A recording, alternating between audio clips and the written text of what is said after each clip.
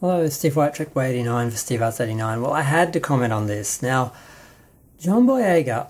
Now, YouTube people have been saying for like 6 months that as soon as John Boyega's NDAs are up, he's just going to blow like a top.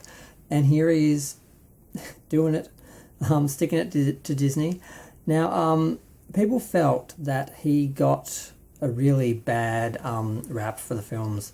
He really got screwed over. When the film started off, JJ did seem to have a plan and a structure for the three films, and John Boyega was going to have a much bigger role. He started off being a stormtrooper that had abandoned the stormtroopers who had ran away and was basically joining the Jedi, and he would have trained, someone pointed this out, he probably would have trained with Luke and became a much more important character and been far more involved with the fighting and whatever was supposed to happen in the later films. But then Rian Johnson came in and threw everything out, and he really dropped the ball with those characters with Finn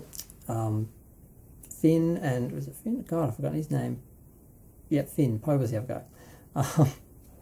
And I mean, it's interesting. He's on. I mean, it started with that. With the Black Lives Matters. He gave a big speech at a protest there, and it became very clear that he had some issues with Hollywood, and he's not afraid to speak out about the racism he sees.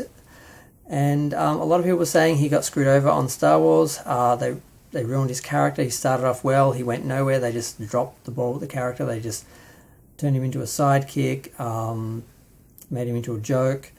And the other thing that was aware, because that's sort of subjective, we weren't really sure where the character was going to go. I felt the same way, but it wasn't as concrete for me as the publicity issues, where to market the Star Wars films to China, they basically practically removed him from the posters. They minimized him and moved him out of a less prominent position, because apparently Asian audiences are racist and they don't like black people, so they were hiding the black guy. They were, I mean, when you sort of get rid of a gay character, they call it burying your gays. They sort of bury their blacks. It was kind of disturbing. I obviously wasn't paying much attention to the marketing and didn't really notice it until it was pointed out by other YouTubers, and I'm like, wow, I can't believe they actually did that. I can understand maybe thinking that, or being pressured, or it being mentioned, or some way, but the actual reality that they did that, they literally made his character smaller and moved his character off the poster so you couldn't really see him. That was the first thing that I was aware of, and I was like, wow, really, they did that? And then when I actually looked at the films, I realized, yeah, they kind of screwed that character over, because Rian Johnson made such a big mess of the second film that the third film was all about just trying to it was just all damage control. So it was an hour of damage control, or more than an hour of damage control, and almost 2 hours of actual film. Or was it? How long was that film? That wasn't I watched it once. I don't own the DVD. I have the DVDs and Blu-rays for all the other films. I don't know why I bought the second one. I guess I felt like, well, I'm doing like the whole lot.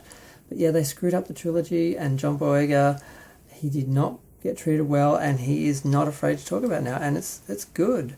I'm glad that he is being vocal, and he's not taking it, and he's saying, I guess I just read out some of the quotes.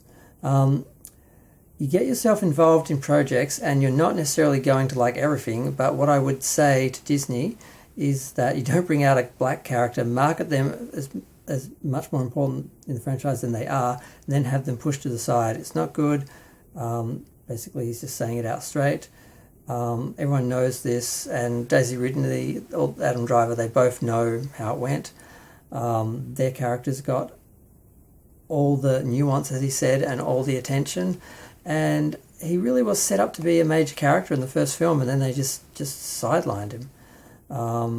And they did go on and on about how the star of our film is black, the star of our film is black, because they just wanted the points, and then they got their points and went home. They got their woke points and went home. He said, you knew what to do with the other people, but when it came to Kelly Marie Tran and when it came to himself, they knew F all. So, what do they want him to say? do they want to just say it was great? He's not doing that. He's literally saying, nah. And it's pretty funny. It's nice when someone just doesn't give a thought and just decides to just say it as it is and tell exactly what they're thinking and not play that game of saying what they're supposed to say and what the execs want them to say. So let's be honest. Daisy knows this. Adam knows this. Everybody knows. I'm not exposing anything. True, we all knew this. We were all talking about it months ago. I'm the only cast member who had their own unique experience of that franchise based on their race. Let's just leave it at that.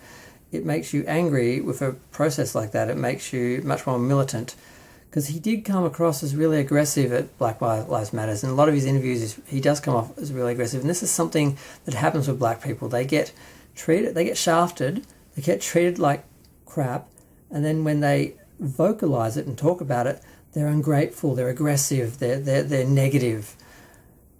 And that's the white people all have had different experiences saying this about them and how they express, their reaction to their experience. He says, because you realise I got given this opportunity, but I'm not in an industry that wasn't even I'm in an industry that wasn't even ready for me. Nobody else in the cast had people saying they were going to boycott the movie because they were in it. Nobody else had the uproar and death threats sent to their Instagram DMs and social media saying black this and black that and you shouldn't be a stormtrooper. Nobody else had that experience, but yet people are surprised that I'm this way. It's frustration. Of course he's going to be upset. Now, I didn't realise any of this was happening. I mean, Lando, we love Lando. The idea of another black guy being in the movies, I'm not a racist person, so these things don't occur to me. It wouldn't occur to me that other people have a problem with this and will go to the point, go to as far as actually messaging the actor and attacking him for existing, basically, for acting while black. I mean, what the fuck is that? He's basically saying these conversations and me sharing isn't about a witch hunt. He's not trying to attack anyone. It's about clarity to an anger that can be seen as selfish, disruptive and self-indulgent, obviously in hopes of a better change. Bruh, in short, I said what I said. Love you all, seriously. Your support is amazing. So, yeah, he was angry and people were seeing this. So he's basically just explaining why he was pissed off about his Star Wars experience. And I understand. I mean, I don't understand I haven't gone through that, but I've seen this happen to other actors and them say the same thing. And it's just sad. I mean, I remember watching him in, what was the giant robots that were all inside? I've forgotten the name of those films. Pacific Rim. He was in the second one of that, and that film was so diverse. I just remember just enjoying all these beautiful faces on the screen instead of just seeing white people. And I'm like, why can't we have more of that? Why did they just make the Star Wars films all about white as hell Daisy Ridley and white as hell Adam Driver? When they had these other characters, they brought them up for the woke points and then just like, okay, we've got them, we've got the toys, we've got the Asian black action figures, okay, just put them over there and, focus on the white characters. That's basically what they did. Whether that was because they really felt they had to focus on the marketing for China and other countries that don't like black people. But then again, that doesn't explain Kelly Marie Tran, because obviously she's Asian, and it's hard to explain stupidity. It's hard to understand stupidity, and what happened with the Star Wars films was stupidity. JJ was basically just copying the first trilogy. They just said, let's just basically create a new enemy, have new people come up, a new young Jedi from the desert planet sort of thing, just have them basically repeat the whole thing again, bring out another Death Star, that was his whole idea, and it was lame. I was watching the film thinking, this is just the first, they're just redoing it all? What the hell? I was expecting something new. I was expecting it to go somewhere instead of just repeating, but at least that was a plan. And then Ryan came in and threw it all out, and then JJ had to come in and try and put it back together, and it was just a mess. And his character probably suffered the most, and I do think it was partly because of racism and the marketing, and they just didn't know how to handle him. I think the original idea, and obviously the way he came in, was great. And if they just kept that, if they kept their arc, kept their plans, his character wouldn't have gotten screwed like that. And Kelly Marie, I mean, she wasn't really attacked by the fans like a lot of people were saying. She just couldn't handle the pressure, and there were a few random racist people, of course, there always are. But for the most part, people didn't like the character, they didn't have any problem with her or the fact that she was Asian. And she wasn't chased off by Instagram. That's something the media has said, and she said herself that's not what happened, and no one's been able to produce all these messages.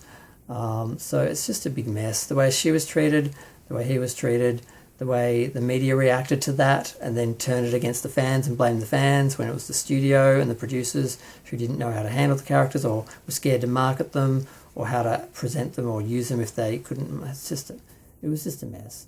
And I'm glad he's talking out about it. It's funny to just see someone to be so candid and really just not care and just say it like it is, especially with Disney when there's so much BS and so much pretense and covering up and walking around things and trying to make everything pretty and sprinkle, pixie dust all over it and make it magical. It's fun to see. I'm enjoying all the news, all the stuff on this. That's why I had to make this video. It's like I have to talk about this because, like I said, everyone was just waiting for him to burst. They could all see it was there. It was all waiting to come. Some of the other actors have had a bit to say about Star Wars. Now they're out of it, but everyone was just waiting for him to blow, and he's gone. I'm gonna go. Feel free to share, like, comment, subscribe. Let me know what you think. I'm looking forward to more interviews with him.